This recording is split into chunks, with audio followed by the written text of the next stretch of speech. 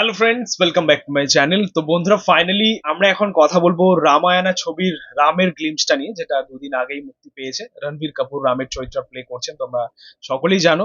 So actually রামের এই যে গ্লিমসটা মুক্তি পেয়েছে, আমি কিন্তু এই গ্লিমসটা দেখেছি বহুবারই, বাট আমার ভিডিও করার কোনো ইচ্ছা ছিল না বা রিভিউ করার কোনো ইচ্ছা ছিল না।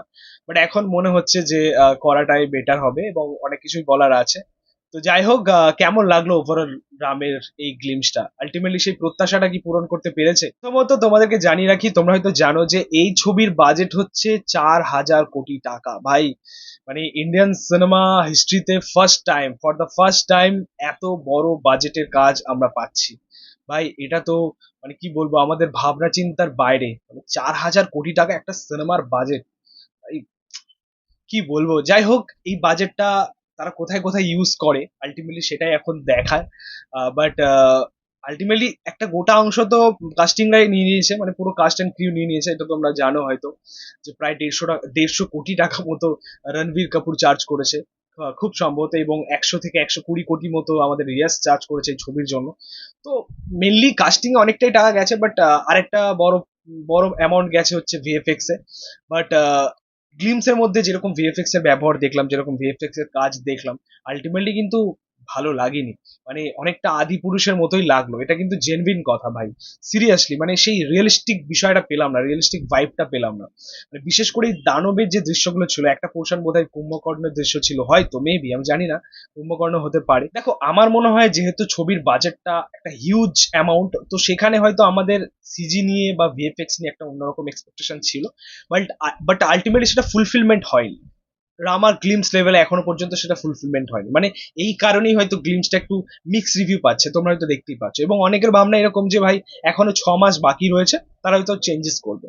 ভাই, তোমাদেরকে বলি, 4,000 কোটি টাকা একটা সিনেমার বাজেট প্রথম ঝলকে যদি এইভাবে ডুবিয়ে দেয়, আলটিমেটলি গোটা সিনেমায় তারা কি করবে? মানে আর কি সেরকম এক্সপেকটেশন থাকে? ঠিক আছে, তো এটাই হচ্ছে বলার, যে ঝুলিয়ে না দেয়। আলটিমেটলি এটাই আমার বলা। আর একটা কথা আমি অবশ্যই বলবো, হয়তো আমার সাথে তোমরা অনেকেই একমত হবে। সেটা হচ্ছে যে এই রামায়ণের গল্পটা নিয়ে আমাদের ইন্ডিয়ান সিনেমার হিস্ট্রিতে প্রচুর কাজ হয়েছে, প্রচুর এক্সপেরিমেন্ট হয়েছে, একের পর এক এক্সপেরিমেন্ট। কখনো সিরিয়াল, কখনো সিনেমা, রিসেন্ট আদি পুরুষ, তারপর রামায়ণা, তারপর বারাণসী। মহেশ বাবু ও রোলটা প্লে, লর্ড রামের রোল প্লে করছেন। তো অনেক কাজই হচ্ছে। অ্যাকচুয়ালি নিজেদের মধ্যে একটা লড়াই দেখতে পাচ্ছি, যে সে করেছে তার থেকে বেটার আমি করবো, তার থেকে বেটার আমি করবো, এরকম একটা লড়াই দেখতে পাচ্ছি। বাট আলটিমেটলি আমাদের কাছে বিষয়টা একঘেয়েমি হয়ে যাচ্ছে, মানে সেটা সিনেমার দিক থেকে। রামায়ণের যে গ্রন্থটা আমাদের কাছে একটা এপিক সবসময় হয়ে থাকবে। বাট সিনেমার মধ্যে যেটা করা হচ্ছে, সিনেমা মধ্যে যেভাবে মেকিং করা হচ্ছে, যেভাবে এক্সপেরিমেন্ট করা হচ্ছে, এটা আর ভালো লাগছে না। মানে ডিফারেন্ট কিছু না আসলে সেটা আর দর্শকের কাছে ওয়ার্ক করবে না। আমার তো ভালো লাগছে না, টু বি অনেস্ট। তোমরাই দেখো, এখন যদি সাউথের একটা ভালো ছবির গল্প নিয়ে যদি আরেকটা ছবি বলিউডে তৈরি হয় বা আমাদের বাংলা ইন্ডাস্ট্রিতে তৈরি হয়, সেই সিনেমাকে সেভাবে আর প্রভাব ফেলবে? এই সময় দাঁড়িয়ে আর হচ্ছে না বিষয়টা। মানে দর্শক আর এই রিমেক বিষয়টা খাচ্ছে না। যখন একই স্টোরি নিয়ে 10-12টা কাজ হচ্ছে, তখন আলটিমেটলি দর্শক কিভাবে দেখবে? এবং আমি তো মনে করি যে ছবিতে যে 4,000 কোটি টাকা ঢালা হয়েছে, আমি জানি না কি প্ল্যানিং করে বা কি নতুন নিয়ে আসছে আমাদের সামনে। যদি নতুন কিছু আনতে পারে তবেই হয়তো ভালো হিট করবে, ভালো ব্লকবাস্টার হবে। বাট যদি তা না হয়, আমার মনে হয় আবারও সেই আদি পুরুষের মতো কেস হবে। ঠিক আছে, তবু এই গ্লিমসে এমন অনেক বিষয়বস্তু রয়েছে যেগুলো আমার খুব ভালো লেগেছে, ওয়ার্ক করেছে। যেমন প্রথমত রামের চরিত্রে রণবীর কাপুর বেশ ভালোই লাগছে। পাশাপাশি একটা শট ছিল রণবীর কাপুরের বা লর্ড রামের, একদম ব্যাক পোর্শন থেকে নেওয়া, সানসেটের মধ্যে। ওই পোর্শনটা ভাই এক কথায় অনবদ্য, মানে বাঁধিয়ে রাখার মতো একটা মুহূর্ত ছিল ওটা।